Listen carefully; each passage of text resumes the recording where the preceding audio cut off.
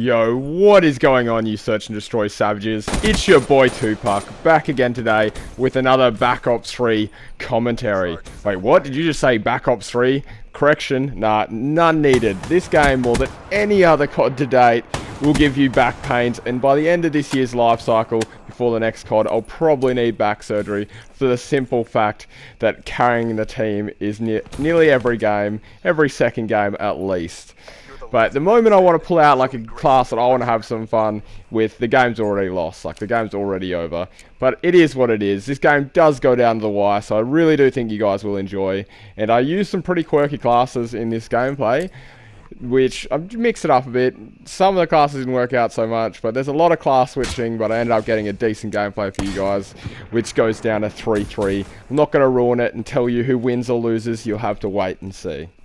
Now, I'll let you guys in on the next video I'm going to be making. Like, I've been planning on doing it for a while now. Like, I did a part 1 of how to improve in Call of Duty and, like, in general, and, like, stuff you can do to your game to improve it. But I'm going to make this one video, which is, like, the key to success, and let you guys in on some knowledge, some facts, everything you need to know to improve your game and how you can play better, and pretty much decisions I would make and like stuff I do in game that you guys can replicate to improve your game. Like, yeah, I'm gonna end up making it a big video, like telling you everything you need to know about how to improve and like how to play to the best that you possibly can, and all the information needed to succeed in that. So my next video is going to be pretty much an instructional. Like, I don't care if you're like a wannabe MLG pro or whatever, there'll be a thing or two for you to learn in the next video I put up. Now, I've got a couple things I want to go over today in this commentary, and one of them being the newest rumor. Like last week or two it was Ghost, and now apparently it's Call of Duty Bloodlines. Like, they're all just pretty much rumors. There's no fact or confirmation anywhere, so I'm not going to make a video telling you guys like what I think it's going to be, because at this point it could be anything. But I reckon they'll make a new COD. Like, I reckon Bloodlines is sort of in the right direction, but by no means am I confirming it or saying that's going to be the case, because at this point there's still no like confirmation, so it's just a bunch of rumors. So I wouldn't put anything like as fact at this point in time.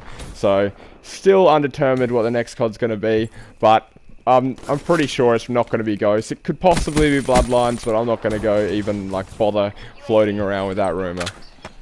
Now, I honestly don't care what the title's going to be or all about these leaks. All that I want to know is that Infinity Ward is working their ass off and going to bring us another top tier Call of Duty, just like COD 4, just like MW2, even MW3. Although some people will say otherwise, but MW3 to this day is still the most sold Call of Duty. Not the most played Call of Duty, not everyone's favourite Call of Duty, but it still sold the most copies.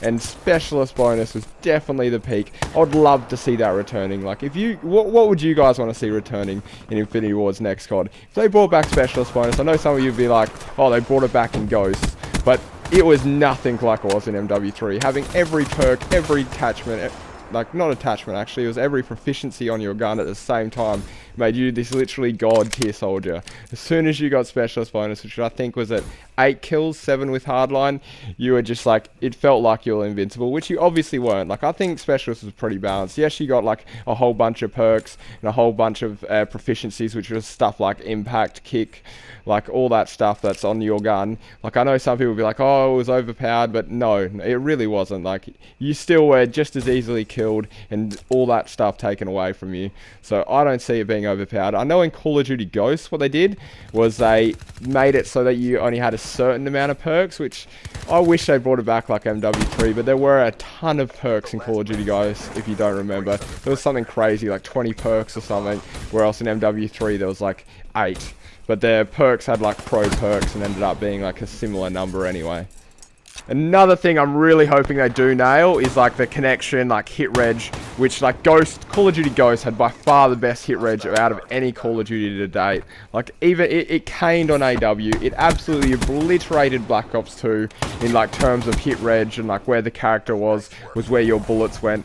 Like, this game's not bad for it, like especially not compared to Black Ops 2, but I would still not even put this in like the good hit reg like Call of Duty. Like, MW3 and Ghost by far set the gold standard in terms of hit registration, and that's something I'd love love to see back in the next COD. Like, I hope they don't mess around with too much of the netcode and keep it how it is. Now, another thing we're hoping they nail is time to kill. Now, everyone knows Call of Duty Ghosts was a bit fast, and Black Ops 2 might have been a bit on the slower side, especially for how bad the hit reg was in that game. So hopefully, they bring us a good hit reg, they get us a good time to kill, and then I'll be happy with whatever they come up with. As long as the maps are good. That's something that was in Call of Duty Ghosts. Like, they had a couple good ones, by a couple, like 2 or 3. But anyway, another thing, if you guys haven't played yet today, they've actually added in new supply drops, which I'm here to tell you are completely worthless. Like, don't even waste your crypto keys on them. I'm saving at the moment and have about 1,400. This is just going off of a couple supply drop openings I've seen and the general community opinion on them. Now, they cost 60 crypto keys to unlock, and you're thinking at this point in time, do they guarantee me a weapon? No, nothing like that. They guarantee you, I think, like armor for your character, which is completely and utterly useless, and especially for 60 crypto keys where you could else buy 6 commons or 2 rares. I don't think it's worth it, so I'd suggest you guys not spending your crypto keys on it, and maybe even saving like me for when they release the next lot of weapons. Now, I hope you guys did enjoy. Just remember to smack that like button if you did, and if you've not subscribed, hit that one too. It does help the channel grow. Thanks again, guys.